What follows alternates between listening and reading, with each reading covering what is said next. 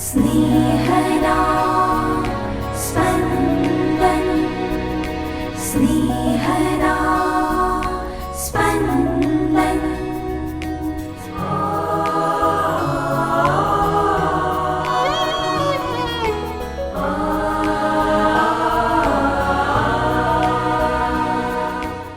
સામાન્ય કાળનો 5મો રવિવાર.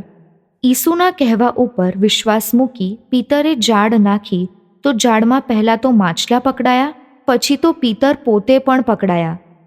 પિતર માછલાને બદલે ઈશ્વરના રાજ્ય માટે માનવોના પકડનાર થયા. સાંભળીએ સંત લુકૃત શુભ સંદેશ, અધ્યાય 5, કડી 1-11. એક દિવસ ઈસુ ગન્નેસરેત સરોવરને કિનારે ઊભા હતા અને લોકો ઈશ્વરની વાણી સાંભળવા માટે તેમના ઉપર પડાપડી કરતા હતા. એવામાં તેમણે 2 હોડીઓને કિનારા પાસે પડેલી જોઈ. માછીઓ કિનારે ઉતરીને જાળ ધોતા હતા. તે હોડીઓમાંની એક, જે સિમોનની હતી, તેમાં ચડી જઈને ઈસુએ તેને હોડીને કિનારાથી થોડે દૂર લઈ જવા કહ્યું. પછી હોડીમાં બેઠા બેઠા તેઓ ઉપદેશ આપવા લાગ્યા. પ્રવચન પૂરું થતાં જ તેમણે સિમોનને કહ્યું, હોડી ઊંડા પાણીમાં લઈ લે અને તારી જાળ માછલા પકડવા માટે પાણીમાં નાખ. સિમોને જવાબ આપ્યો, ગુરુદેવ, અમે આખી રાત મહેનત કરી પણ કશું હાથ નથી લાગ્યું, પણ આપ કહો છો એટલે હું જાળ નાખું છું. જાળ નાખતા જ ઢગલાબંધ માછલીઓ તેમાં પકડાઈ અને જાળ તૂટું થવા લાગી. એટલે તે લોકોએ બીજી હોડીઓમાંના સાથીઓને મદદે આવવા ઇશારત કરી. તે લોકો આવ્યા અને હોડીઓ એટલી ભરાઈ ગઈ કે ડૂબું થવા લાગી. આ જોઈને સિમોન પિતર ઈસુને પગે પડીને બોલી ઉઠ્યો, પ્રભુ, મારાથી દૂર રહેજો, હું તો પાપી છું. તે અને તેના બધા સાથીઓ પકડાયેલી માછલીઓનો ઢગલો જોઈને આશ્ચર્યમાં ગરકાવ થઈ ગયા હતા. તેના ભાગીદારો ઝબદીના દીકરા યાકોબ અને યોહાનની પણ એ જ દશા હતી. ઈસુએ સિમોનને કહ્યું, ગભરાઈશ નહીં, હવેથી તું માણસોનો પકડનાર થશે.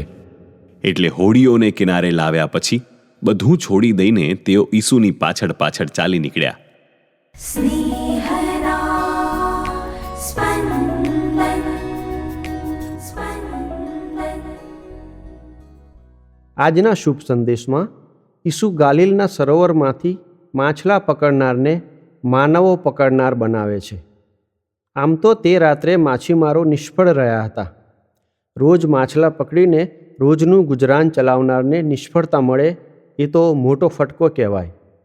ઈસુ આ માછીમારો નિષ્ફળ છે તે સમયે વ્યવસાય બદલવાનું કહેતા નથી. ઈસુ તેઓને રાતની નિષ્ફળ મહેનત પછી સવારે ફરીથી મહેનત કરવા કહે છે. હોડીને ઊંડા પાણીમાં લેવાની છે અને ફરીથી જાળ નાખવાની છે. માછીમારો અનુભવી છે. આ ઉપદેશકને માછલા પકડવાનો જરાય અનુભવ નથી. અનુભવી માછીમારો આ બિનઅનુભવી ઉપદેશકના આદેશને અવગણે તો એ વાજબી વાત હશે. પણ આ અનુભવી માછીમારો ખુલ્લા માનસના છે. ઈસુને આ માછીમારોમાં આજ્ઞા પાલનનો ગુણ જોવા મળે છે. ખુલ્લું માનસ જોવા મળે છે. જોખમ ખેડવાની હિંમત જોવા મળે છે. ફરીથી પ્રયત્ન કરવાની તૈયારી જોવા મળે છે. આ માછીમારો માનવોને પકડનાર થઈ શકે છે. આ માછીમારોને ઈસુમાં વિશ્વાસ બેસે છે કે જો તે ફરીથી જાળ નાખવાનું કહે છે તો માછલા પકડાશે જ. ઉભય પક્ષ એકમેક પ્રત્યે ખૂબ હકારાત્મક અભિગમ ધરાવે છે. રાતની નિષ્ફળતાનો માહોલ ઈસુની હાજરીથી બદલાઈ જાય છે. માછીમારોને તેમની કલ્પના બહારની સફળતા મળે છે. આવી સફળતાના હર્ષોલ્લાસમાં ઈસુ આ માછીમારોને માનવોને પકડવાના કાર્ય માટે બોલાવે છે. માછીમારો પોતાના માછીમારનો વ્યવસાય એટલે કે પ્રોફેશન છોડીને માનવો પકડવાની હાકલ એટલે કે વોકેશન સ્વીકારે છે. ઈસુને પોતાની સાથે રાત દિવસ રહી શકે, ઘરબારનો ત્યાગ કરી ઈશ્વરનું રાજ્ય ફેલાવવાના કાર્યમાં જોડાઈ શકે એવા યુવક યુવતીઓની ખૂબ જરૂર છે. આજે પુરોહિત બનવા, બ્રધર બનવા, સાધ્વી બનવા યુવક યુવતીઓ આગળ આવતા નથી. ઈસુ તો હાકલ કરવાનું બંધ ના કરે. બની શકે કે અત્યારે વાતાવરણ એવું તો ઘોંઘાટમય થઈ ગયું છે કે યુવક યુવતી ઈસુની હાકલ સાંભળી શકતા નથી. જીવનને ત્રિભેટે આવીને ઊભેલા યુવક યુવતીએ પ્રભુને સીધો પ્રશ્ન કરવાની જરૂર છે કે પ્રભુ, હું કયો માર્ગ લઉં? તમારી શી ઈચ્છા છે, લગ્ન જીવન કે સંન્યસ્ત જીવન? ઈસુ બોલાવે છે, સાદ એનો સુણજો રે. ઈસુ બોલાવે છે, સાદ એનો સુણજો રે. પ્રભુજી બોલાવે છે, એની પાછળ ચાલજો રે. પ્રભુજી બોલાવે છે, એની પાછળ ચાલજો રે. ઈસુ બોલાવે છે, સાદ એનો સુણજો રે.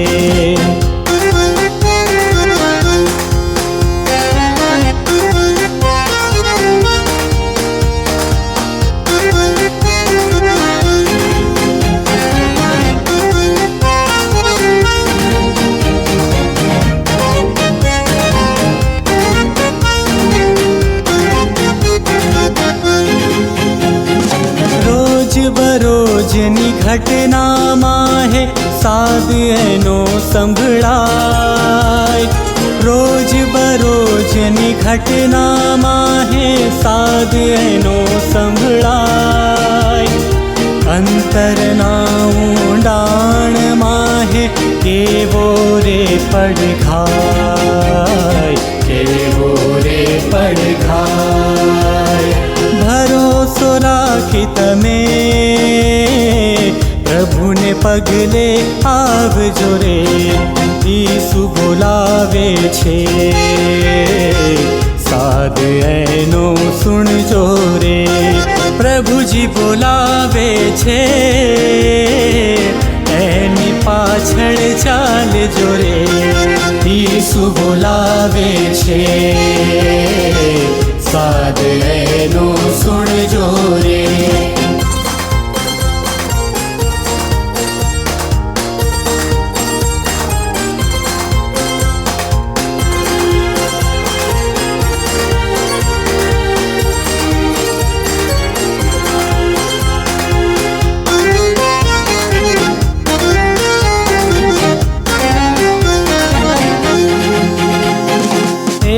સહુની પહેલા ચાલે, કદી ન પાછું જુએ. એ તો સહુની પહેલા ચાલે, કદી ન પાછું જુએ.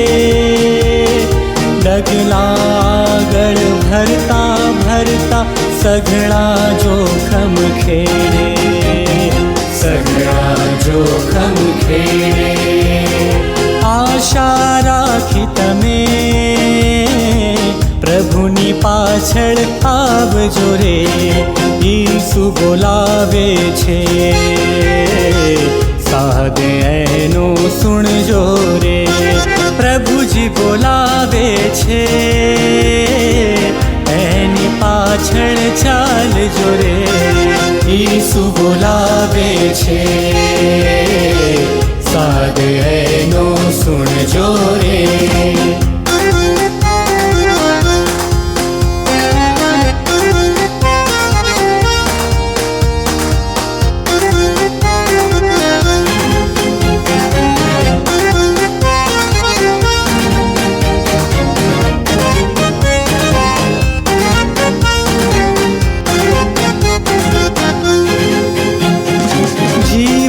દાતા માર્ગ બનીને સત્ય રૂપે પડઘાય.